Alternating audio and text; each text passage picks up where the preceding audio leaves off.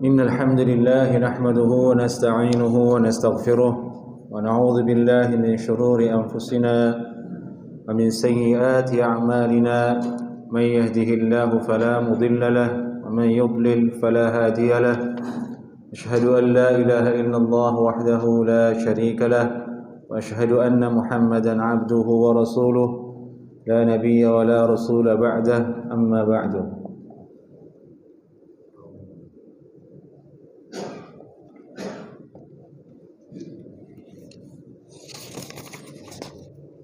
Terakhir kajian kita dalam Sunan At-Tirmidzi, bab ma jaa fi karahiyati bai'il hayawani bil hayawani nasi'ah. Bab larangan dibencinya, dimakruhkannya jual beli hewan dengan hewan secara nasi'ah, yakni dengan cara tidak kontan. Dan di situ telah kita baca hadisnya dari Hasan, dari Samurah, dan telah kita uraikan sedikit perbedaan ulama hadis dalam riwayat Hasan ke Samurah.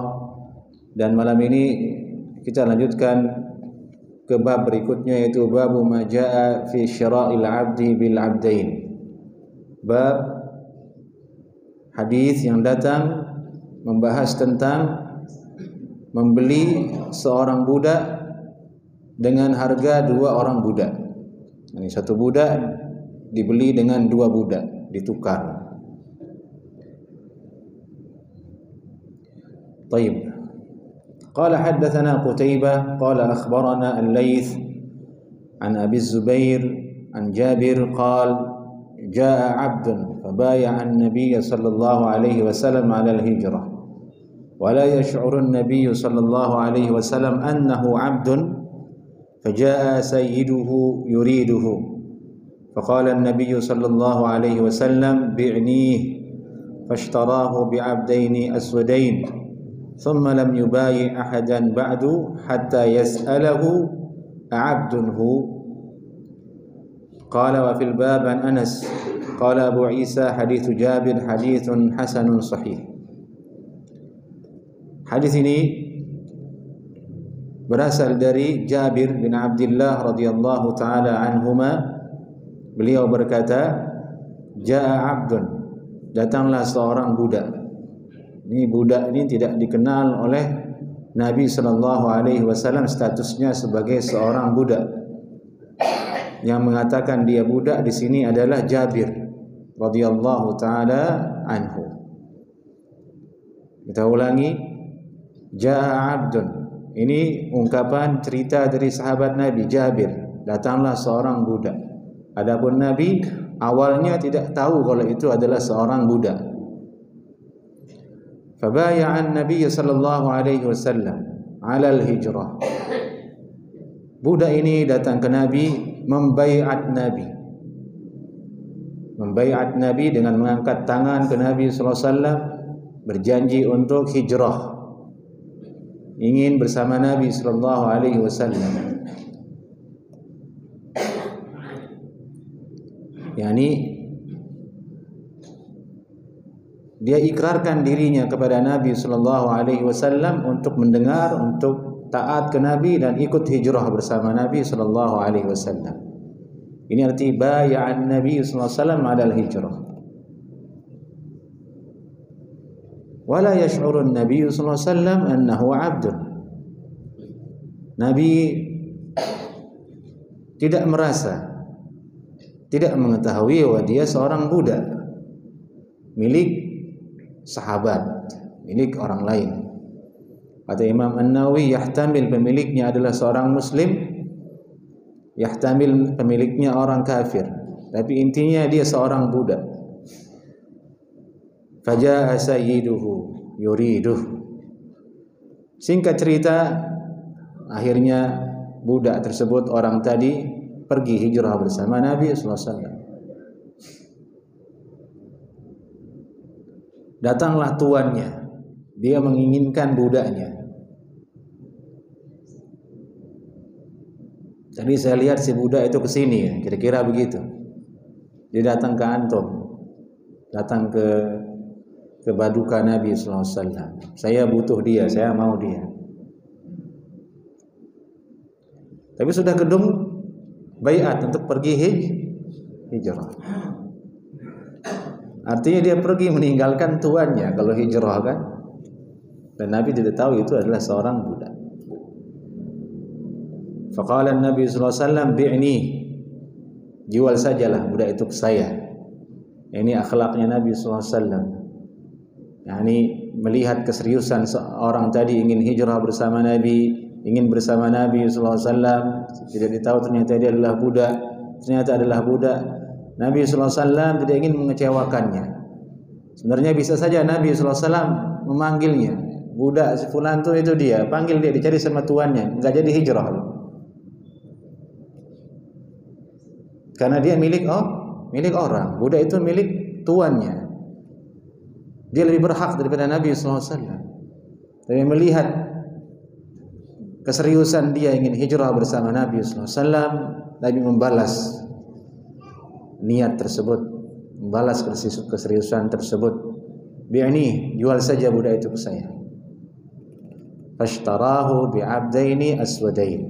Nabi sallallahu alaihi wasallam sepakat budak tadi itu dihargai dengan dua orang budak yang berkulit hitam. Satu budak dihargakan, dua budak berkulit hitam. Intinya ini dalam bab jual beli adalah konteksnya ini. Satu orang budak ditukar dengan dua orang budak. Apakah dia masuk ke dalam riba ataukah tidak? Karena kalau riba kan harus sama ukurannya, harus sama jumlahnya. Dan hadis ini menegaskan hal itu boleh hukumnya. Boleh menjual seorang budak dengan dua orang budak. Lebih, 1:2, yang artinya bahwasanya tidak berlaku di dalamnya hukum riba. Tidak berlaku di dalamnya hukum riba. Baik. Thumma lam yubayi'u ahadan ba'dahu. Kemudian Nabi sallallahu alaihi wasallam tidak lagi membaiat siapapun setelah itu, hatta yas'alahu a'abdun huwa, sampai ada yang bertanya. Kemudian Nabi SAW bertanya, apakah dia seorang hamba? Ini pertanyaan yang tidak perlu dijawab. Ternyata dia adalah seorang budak. Baik. Kita lanjut ke hadis berikutnya. Babu ma jaa anna al-hintah bil hintati mithlan bi mithlin karahiyat at-tafaduli fihi. Ini sekarang bahasan yang paling inti di dalam bab riba, dalam bab jual beli. Mohon diperhatikan hadisnya. Ini adalah hadis yang paling sering muncul di dalam kitab-kitab fikih. Ada dalam semua kitab fikih, dalam kitab-kitab hadis yang membahas tentang hukum. Asal usulnya salah satunya ada dalam Sunan At-Tirmidzi. Ngambilnya dari kitab ini, dari Sunan At-Tirmidzi ini. Babu ma jaa al-hintah bil hintah mithlan bi mithlin karahiyat at-tafadul. Bab tentang hintah dengan hintah, gandum dengan gandum, mithlan bi mithlin, yakni sebanding, seukuran dengan seukuran,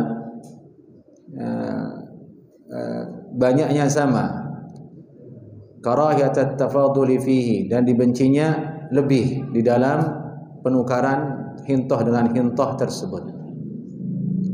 Gambarannya di sini jual beli dulu, barter, hintah, gandum dengan gandum, harus dengan mithlan bi mithlin. Ukurannya harus sama, takarannya harus sama. Afwan, bahasanya takaran ya, kan ditakar. Gandum itu ditakar, takarannya sama. Dijual belikan gandum dengan takaran yang sama. Karahiyatat tafaduli fihi, dibencinya lebih. Ada yang lebih dari antara salah satunya ketika ditukar, ketika dijual beli. Taib. Sekali lagi saya ingatkan, ini metode jual beli zaman dulu, barter. Nah, barter dulu, gandum dengan gandum yang terjadi di zaman Nabi sallallahu alaihi wasallam. Di hari ini sudah langka, sudah tidak terjadi barangkali, alhamdulillah, adanya pada barang-barang tukar tambah kayak handphone, motor, mobil. Kalau itu iya sekarang. Nah, kalau dulu enggak ada ya. Dulu itu gandum dengan gandum, budak dengan budak yang tadi. Qala haddatsana Suwaid ibn Nasr qala haddatsana Abdullah ibn al-Mubarak qala akhbarana Sufyan an Khalid al-Hadza an Abi Qilabah an Abi al-Ash'ath an Ubadah bin as-Samit an Nabi sallallahu alaihi wasallam qala. Ingat hadisnya dari sahabat Nabi bernama Ubadah bin as-Samit. Siapa namanya ya, jemaah? Dari Ubadah bin as-Samit dari Nabi sallallahu alaihi wasallam. Beliau bersabda, "Az-zahabu bil-zahabi mithlan bimithlin." Emas dengan emas ditukar, dijual. Emasnya dibeli, dijual dengan emas, diperjualbelikan dengan emas. Emas dengan emas. Mithlan bimithlin, harus sama, kata Nabi sallallahu alaihi wasallam. Juallah dengan mithlan bimithlin. Takarannya harus sama, seimbang. Tidak boleh kurang salah satunya, tidak boleh lebih salah satunya. Nah, wal fiddatu bil fiddati. Kemudian penukaran perak dengan perak ditukar, dijual belikan perak dengan perak. Mithlan bimithlin, harus sama. Nah, itu artinya mithlan bimithlin. Perak yang digunakan untuk membeli dengan perak yang dijual harus sama. Tidak boleh berbeda. Tidak boleh berbeda. Ini dasar hukumnya. Emas dengan emas, perak dengan perak harus sama kalau mau ditukar. Tidak boleh lebih salah satunya. Kalau mau dijual harus sama. Wat tamru bit tamri, kurma dengan kurma, mithlan bimithlin. Kalau mau ditukar, kalau mau beli kurma, kurmanya dijual dan diingin beli kurma itu, maka jumlah kurma untuk membeli harus sama dengan jumlah kurma yang dijual. Barternya harus sama. Mithlan bimithlin. Berapa sudah itu? 3, emas, perak, terus kurma. Ingat ini poinnya ini. Emas, perak, kurma. Ketiga kurma. Wal burru bil birri. Burr itu gandum. Nah, al burr bil birri. Gandum dengan gandum ditukar, dijual belikan. Dia ingin beli dengan gandum, yang dia beli adalah gandum. Yang dijual adalah gandum. Harus serupa. Ini yang keempat. Apa namanya? Gandum albir. Kita sebut saja gandum albir. Nah, gandum albir. Wal milhu bil milhi, mithlan bimithlin. Garam dengan garam. Dia tukar garam. Dia ingin beli garam, tapi tidak punya uang. Adanya garam. Ya sudah, saya beli garammu dan garam saya. Harus serupa. Harus sama takarannya, harus sama banyaknya. Mithlan bimithlin. Ini yang keberapa? Kelima lah. Az-zahab emas, fiddah perak, terus at-tamar kurma, keempat albir, kelima garam. Garam itu yang antum makan tiap hari itu, garam, ingat garam yang kita makan. Wasyair bisyair. Syair ini gandum juga. Gandum syair. Yang tadi gandum albir. Kalau ini gandum syair. Susah nerjemahinnya ini. Ulama pun berbeda pendapat.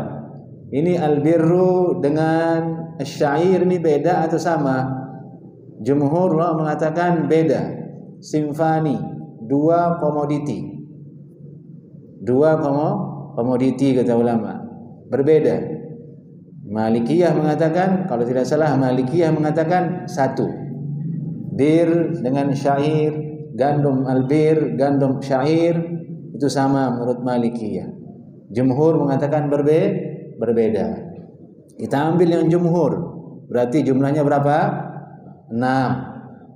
Mana yang jawab 5 tadi? Sudah ngopi belum? Menjawab nih.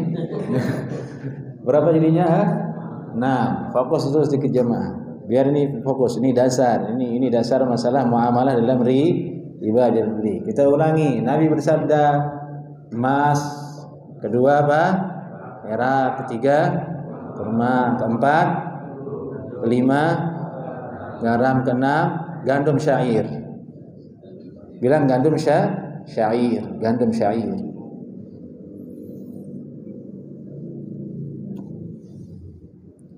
Sama juga di sini, syair, gandum syair mithlan bi mithlin. Faman zada aw izdada faqad arba.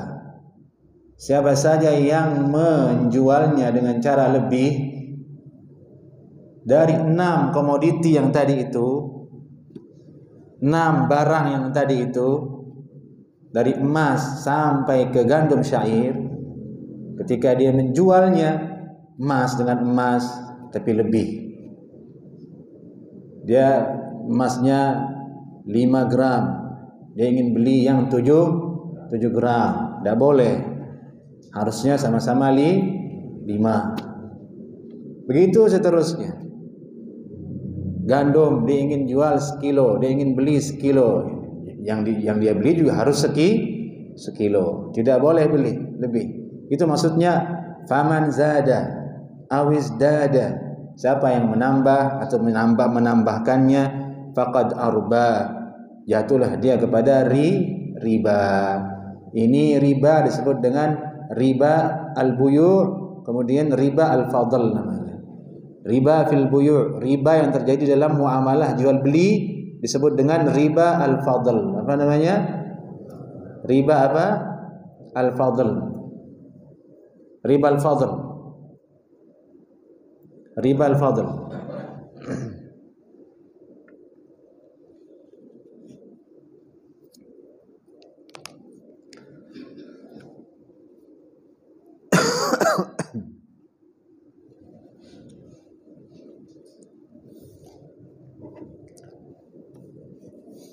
Dikatakan fadl di sini disebut dengan fadlun. Fadlun itu artinya lebih. Adalah salah satu yang lebih barangnya. Lebihnya itu dikatakan dengan riba. Dari itu Imam At-Tirmidzi mengatakan di awal at-tafadulu fihi, karahiyat at-tafaduli fihi, dibencinya lebih di dalamnya ketika terjadi penukaran.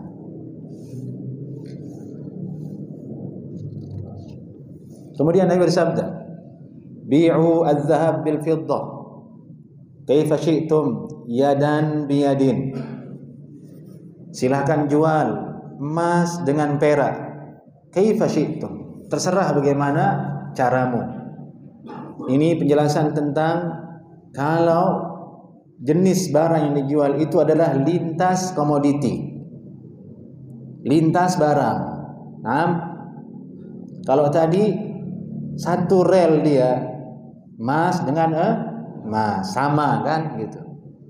Emas ini sama satu, perak ini satu, beda. Nah, kalau dijual sekarang lintas emas dengan perak, nyebrang dia. Beda lintasan. Nah, itu bahasa mudahnya, beda lintasan. Beda komoditi. Kalau beda, ada orang ingin menjual emas dengan perak, bagaimana aturannya? Bi'u kaifa syi'tum, silahkan jual, boleh lebih, tidak lagi mithlan bimithlin. Fahim tom? Wadih? Jelas? Ulangi lagi. Emas dengan perak, beda komoditi, melintas dia, lintas komoditi, nyebrang dia. Aturannya apa? Bi'u kaifa syi'tum, silakan jual, terserah kamu. Terserah kamu maksudnya tidak lagi harus mithlan bimithlin, Boleh emasnya itu 5 gram, peraknya kemudian 10 gram. Tapi syaratnya ada satu, yadan biyadin, harus kontan. Tunai maksudnya di majelis.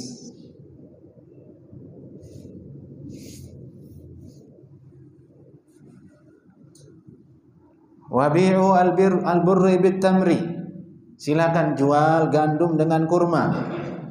Gandum albir satu komoditi khusus, relnya satu. At-tamar kurma relnya satu, beda rel, ditukar, dijual, lintas. Bagaimana aturannya? Bi'u kaifa syi'tum, silakan jual, terserah bagaimana caramu. Boleh lebih, salah satunya kurma 3 kilo dia jual dengan gandum albir sebanyak 5 kilo. Boleh, tapi syaratnya apa? Yadan biyadin, tunai. Wabi'u asy-syair bit-tamri, silakan jual kemudian gandum syair dengan kurma kering itu. Terserah bagaimana cara menjual, boleh lebih. Tidak lagi berlaku mithlan bimithlin yang tadi ada di hadis itu. Mithlan bimithlin, sama-sama, tidak lagi berlaku di situ. Kaifa syi'tum, terserah kamu. Syaratnya satu tapi yadan biyadin. Dalam riwayat idza kana yadan biyadin, kalau dengan tangan dengan tangan. Tangan dengan tangan maksudnya orangnya ada, barangnya ada, di majelis kontan. Nih kurmanya, nih gandumnya, berisah kemudian. Nah, ini maksud hadis ini. Baik. Ini hadis sumber. Nah, inilah cara mengenal riba itu melalui dari hadis ini. Riba al-fadl dan kemudian riba an-nasi'ah telah kita bahas dulu. Al-hayawan bil hayawan nasi'ah. Hewan dengan hewan tapi nasi'ah, tidak kontan. Riba an-nasi'ah namanya. Nah, ada yang kedua, ini berarti kita diperkenalkan oleh Imam At-Tirmidzi jenis riba yang kedua, itu riba al-fadl namanya, yang adanya pada komoditi ini. Ada riba yang ketiga namanya riba al-qard, riba pinjaman. Itu yang menjamur di akhir zaman ini, yang ada pada pinjol, ada pada bank konvensional, ada pada kredit konvensional. Nah, yang dasarnya lebih harga itu berdasarkan apa? Hutang, riba al-qard namanya. 3 jenis riba ini yang dalam kebutuhan dengan harta manusia yang diancam oleh Allah Subhanahu wa taala dan diharamkan oleh Allah Subhanahu wa taala. Baik. Kemudian di sini masalah kemudian. 6 komoditi ini tadi, emas, perak, kurma, gandum albir, garam dengan gandum asyair. Apakah hanya 6 ini saja yang menjadi komoditi ribawi, komoditi yang mengalir hukum riba di dalamnya, yang tidak boleh dilakukan sembarangan, harus dengan aturan yang tadi, ataukah boleh diperluas hukumnya, boleh dikias, boleh dikembangkan? Terjadi perbedaan pendapat ulama. Nah, Ahlul Zahir artinya sekte mazhab Ahlus Sunnah wal Jamaah, namanya Az-Zahiriyah. Ahlus Sunnah banyak mazhabnya dalam fikih. Az-Zahiriyah itu termasuk Ahlus Sunnah juga mereka. Mereka mengatakan tidak dikias. Yang 6 itu hanya 6 itu saja yang berlaku di dalamnya riba al-fadl. Nah, hanya pada 6 itu saja. Kenapa mereka mengatakan hanya 6 itu saja, tidak boleh dikias? Karena memang landasan hukumnya mereka itu adalah tidak menggunakan kias.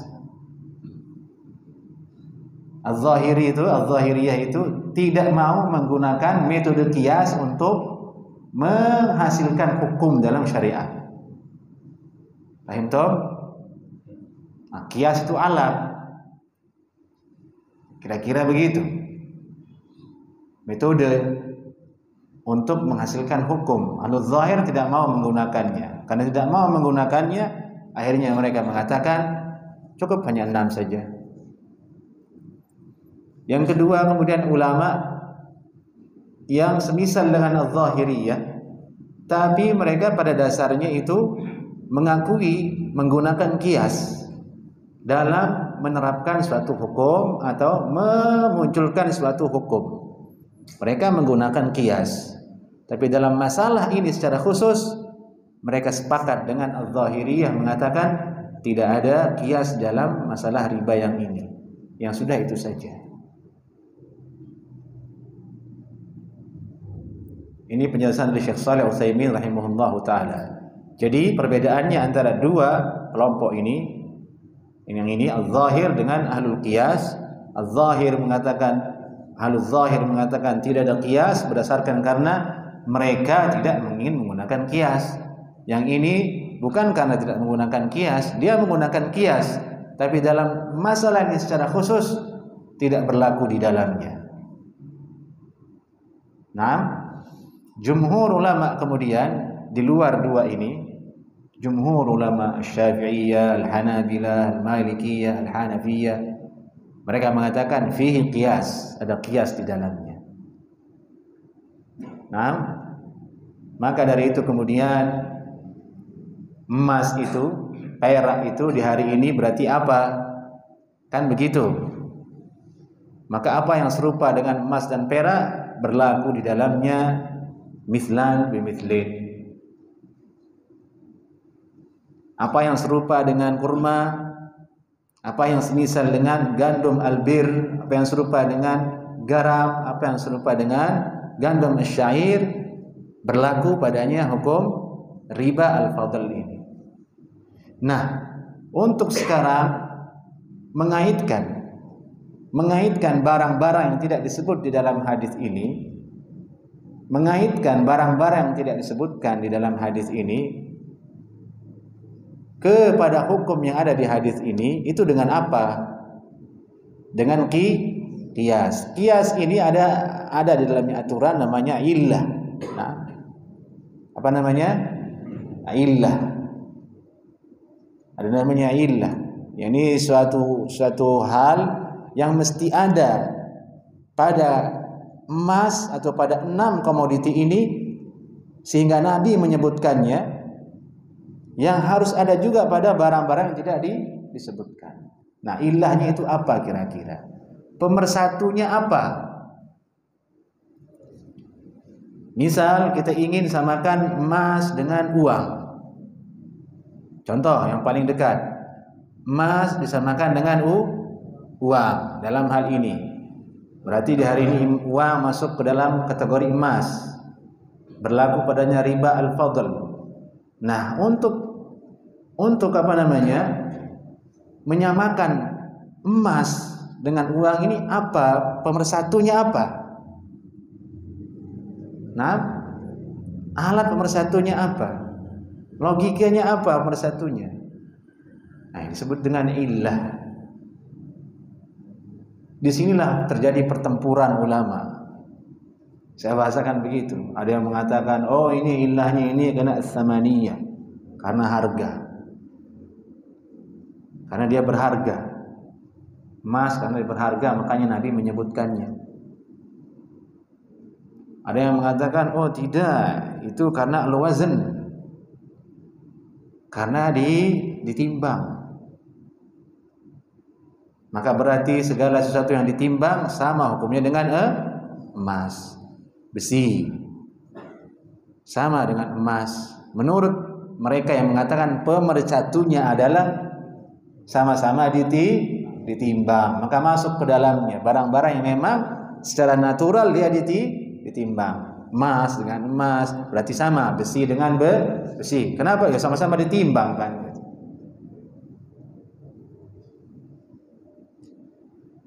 perak juga begitu. Nah, lalu kurma apa pemersatunya? Kalau kita ingin kembangkan kepada barang-barang yang lain. Ada yang mengatakan ulama kemudian dia itu al-makil, li'annahu makilan, karena dia di kilo. Nah, punya isi dia di kilo, ditakar, kemudian diisilah di karung, sudah ditakar di kilo. Maka berarti segala sesuatu yang di kilo masuk ke dalamnya beras, ya kan? Di kilo beras.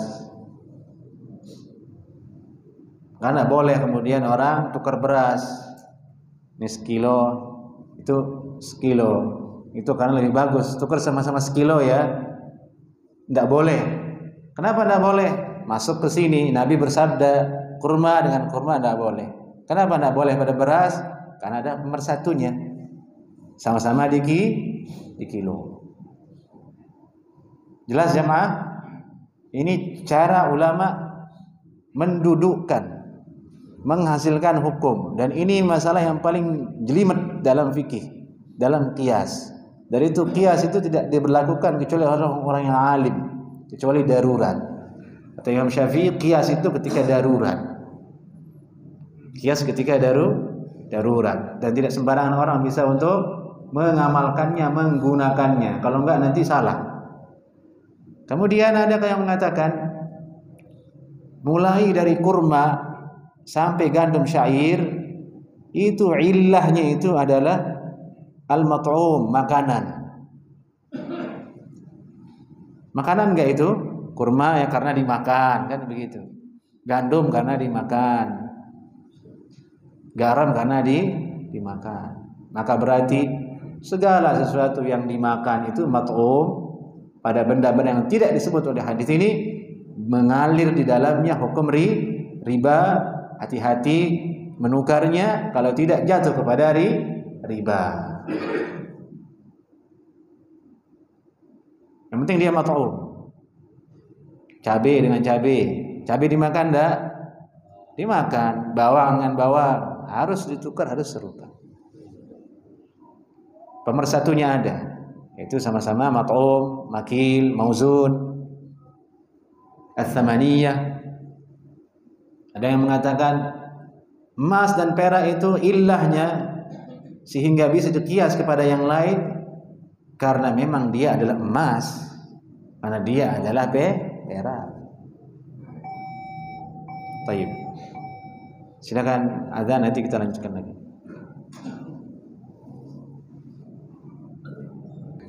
Baik. Kemudian dengan uraian tadi muncullah ke permukaan para ulama bagaimana status uang kertas. Apakah sah dikiaskan dengan emas ataukah perak? Terjadi perdebatan sengit di antara mereka. Bukan berdebat seperti antum di WhatsApp, bukan. Ulama berdebatnya bukan ingin menang, bukan ingin membodoh-bodohkan orang lain, bukan ingin menampakkan dirinya paling tahu. Enggak. Maksudnya itu mereka nampakkan hujjahnya, mereka nampakkan dalilnya dengan suasana hati yang tawadhu, rendah hati, takut kepada Allah Subhanahu wa taala. Itu jidal yang terpuji. Dan itu harus dibiasakan supaya menemukan hasil dari masalah tersebut, hukumnya bagaimana. Dari itu tidak disarankan jidal, berdiskusi kalau tidak siap mental, emosi, dan ilmunya. Itu hanya untuk para ulama. Intinya ulama sengit perdebatannya dalam hal itu, yang kadang-kadang kita orang awam tidak mengerti maksud dan uraian mereka. Kalaupun ingin mengerti harus berulang-ulang dibaca, ditelaah, diingat. Sudah gitu pun kadang lupa lagi. Gitulah ilmu. Gitulah ilmu. Dia harus sering dimudzakarahkan, diingat-ingat, dibahas-bahas supaya tidak tidak lupa. Berbeda pendapat mereka tentang uang. Mereka mengatakan, oh dia memang seperti emas dan perak, hukumnya sama, berlaku padanya riba al-fadl, harus semisal, tidak boleh lebih. Alasannya karena uang itu mughattat. Mughattat itu artinya di belakangnya emang untuk menutupi emas. Sekian nilai yang tertera di mata uang itu menunjukkan nilai emas yang tersimpan di bank dulunya. Itu yang saya ketahui dari sekian bacaan sejarah daripada uang itu. Tapi lama-lama bangkrut, tidak lagi bisa menutupi uang-uang yang dicetak itu, tidak bisa lagi menutupi emas yang ada disimpan. Inflasi terjadi, lebih banyak uang, emasnya tidak ada. Dan itu yang terjadi sekarang. Uang itu dicetak. Ada emasnya nggak di belakang? Nggak ada. Entah di mana emasnya. Yang menjadikan kemudian nilai rupiah itu kuat dan tidak bukan lagi emas, tapi politik. Kalau Indonesia lagi bagus politiknya, bisa dia mendongkrak dolar. Kalau Indonesia lagi banyak demonya, meruntuh harga rupiah. Kan begitu. Ada perang, dolar menguat. Ya cara menguatkan dolar ya perang terus kan. Harus ada perang nih biar dolar menguat. Yang satu nggak mau kalah. Mata uang Cina apa ya? Yuan menguat, politiknya bagus, begitu. Tidak ada lagi emas di situ, politik. Dari itu saya punya tetangga tukang cetak uang, ada tukang cetak uang. Kerjanya di situ nyetak uang, bukan nyetak emas, nyetak uang yang akan disebarkan nanti ke masyarakat. Nah, setelah terjadi seperti itu, bagaimana? Apakah masih uang itu sama seperti emas, berlaku padanya hukum riba al-fadl atau tidak? Di antara ulama yang mengatakan tidak berlaku di kontemporer ini Syekh Abdurrahman As-Sa'di rahimahullahu taala, gurunya Syekh Shalih Utsaimin rahimahullahu taala. Nah, beliau mengatakan tidak berlaku padanya riba al-fadl pada uang kertas yang ada di hari ini. Tidak ada emasnya sama sekali. Tapi kemudian ulama kontemporer yang datang belakangan di hari ini serempak akhirnya sepakat. Dewan-dewan fatwa yang ada di Arab, di seluruh tempat di dunia ini, masyayikhnya, ulama-ulamanya sepakat. Rupiah itu atau uang kertas itu sama seperti emas. Ini kaitannya kemana jemaah? Ke zakat nanti. Nah, karena masalah emas ini bukan hanya ada di masalah riba ini, tapi masalah zakat juga nanti. Kan tidak ada hadis mengatakan kalau kamu punya sekian rupiah, sekian zakatnya. Ada enggak? Tidak ada, mana ada. Yang ada adalah emas dan perak. Di ayat juga disebutkan begitu. Innal ladzina yaknizuna adh-dhahaba wal fiddata tsumma la yunfiqunaha fi sabilillah. Orang-orang yang menyimpan emas dan perak, tidak disebut rupiah di situ. Tapi apakah tidak masuk kemudian orang yang nyimpan rupiah tidak menzakatkan? Kan nggak mungkin, itu sama. Syariah lam yufarriq bainal mutamathilain. Syariat itu tidak membedakan antara dua hal yang sama. Jadi ya itulah akhirnya kaitannya dengan masalah zakat. Dari itulah mengatakan berlaku padanya uang kertas itu hukum emas dalam zakat maupun dalam masalah riba. Baik. Tinggal yang tadi ini nih. At-tamar, al-bir, al-milh, asy-syair. Kita waspada. Yang ada di kita ini berarti adalah beras. Indomie masuk enggak? Kita kan pemakan Indomie gitu ya. 2 Indomie dengan apa sih bahasa yang tidak menyebut merek? Mie instan ya. Ya, mie instan masuk enggak? Sudah menjadi lisan kita kebiasaan ya. Karena ya Indomie itu kan merek sebenarnya. Nama aslinya mie instan. Odol itu merek sebenarnya. Bahasa ininya apa? Pasta gigi kan begitu. Tapi karena dia yang lebih ada dulu kan. Sama sebagian kampung masih itu mau beli Honda katanya, beli Yamaha dia beli. Ya, seperti itu. Ini bagaimana kalau mie instan dengan mie instan berlaku tidak? Ya, bisa jadi berlaku kalau dia mengatakan al-mat'um, dia dimakan. Dan ada beratnya juga, kadang ditimbang di kilo, bisa berlaku. Maka berlaku padanya ribal fadl, hati-hati dalam memperjual belikannya. Nah, ini ke situ larinya masalah mencari illah, pengaitnya masalah ini dengan barang-barang tidak disebutkan penghubungnya itu apa. Itu masalah ijtihadiyah. Yang paling ringan itu pendapat ahlul zahir. Tidak ada selain itu. Yang disebut Nabi maka itulah saja yang riba. Yang lainnya tidak ada. Berarti ini mudah. Jadi luas sekali. Kalau ini kita harus teliti dulu. Lebih jumhur ulama kuat pendapatnya, termasuk mazhab yang dianut di Indonesia, mazhab Syafi'iyah. Kuat masalah ini. Taib. Tapi di sini jamaah kajian kita, dan semoga diingat ini pelajaran malam ini hadis Ubadah bin As-Samit radhiyallahu taala anhu. Dia adalah hadis inti dalam bahasan masalah riba, al-fadl dan masalah jual beli ini. Ada yang ditanyakan, dipersilahkan. Nah, silahkan. Nah, ya. Iya. Apa namanya? Ini salah satu bahasan yang oleh para ulama itu tidak menemukan jawabannya. Yang kita disuruh hanya untuk terima saja. Sudah dibahas oleh ulama.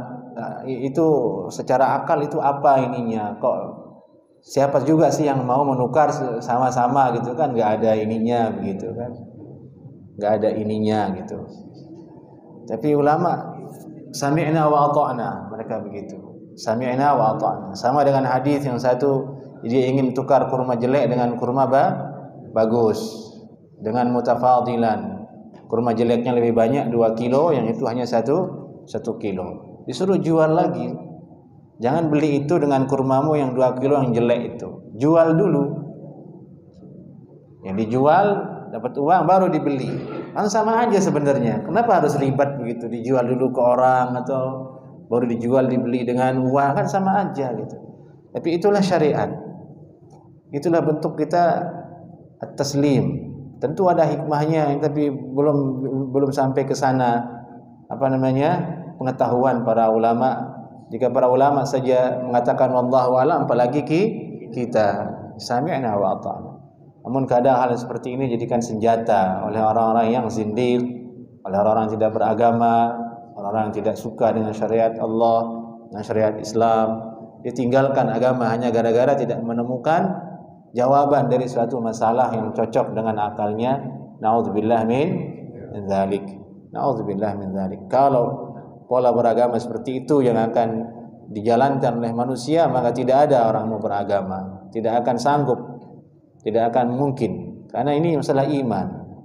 Banyak contohnya dalam syariat kita. Kenapa harus 4 rakaat? Ini enggak tahu, wallahu a'lam. Kenapa harus 2 rakaat?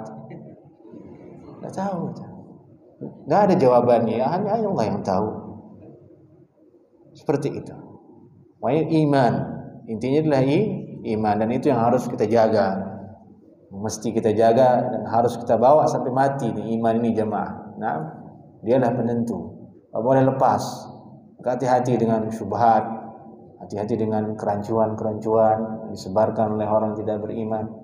Ya, orang bisa ragu. Sudah banyak cerita orang keluar dari agama hanya gara-gara masalah seperti itu. Pertanyaannya aneh-aneh. Kenapa Allah dulu biarkan iblis seperti itu? Gitu pertanyaannya. Kenapa toh enggak dicegah, disuruh Nabi Adam supaya jangan begitu, dicegah mungkin. Kenapa dibiarkan? Terus kenapa harus ya begitu-gitulah. Kenapa harus diturunkan ke bumi ini kalau Allah cinta sama kita? Ini di surga kayak gitu. Nah, itu syubhat semua ya, yang dilancarkan oleh orang-orang yang ateis, oleh orang-orang yang. Maka kalau itu sudah ada iman, jamaah jaga itu yang paling berharga itu, iman di dalam hati kita itu, keyakinan kita, i'tiqad kita. Dan ada cara menjaganya, itu hadiri majelis ilmu, dengarkan nasihat, baca Al-Quran. Itu tips-tipsnya. Wallahu a'lam. Barakallahu fiik. Masuk ke akidah itu, Pak. Benar, masuk sekali. Nah, jazakumullahu khairan. Nah. Ada lagi, Pak? Assalam. Ahlan, silakan. Ini sedikit lagi muqamat. Ya.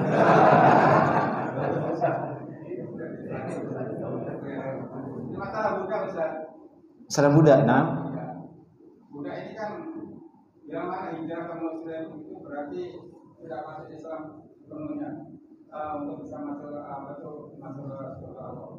Bila mana seorang budak ini punya majikan itu non-Muslim, apakah itu harus mengikuti majikannya? Soalnya dianggap budak ini seperti ya itu kaidahnya ada. Selama budak itu majikannya tidak menyuruh kepada yang maksiat, ya dia taati. Kalau nyuruh maksiat, ya jangan. Walaupun budaknya kafir. Itu akhlak yang diajarkan dalam Islam. Ketika itu.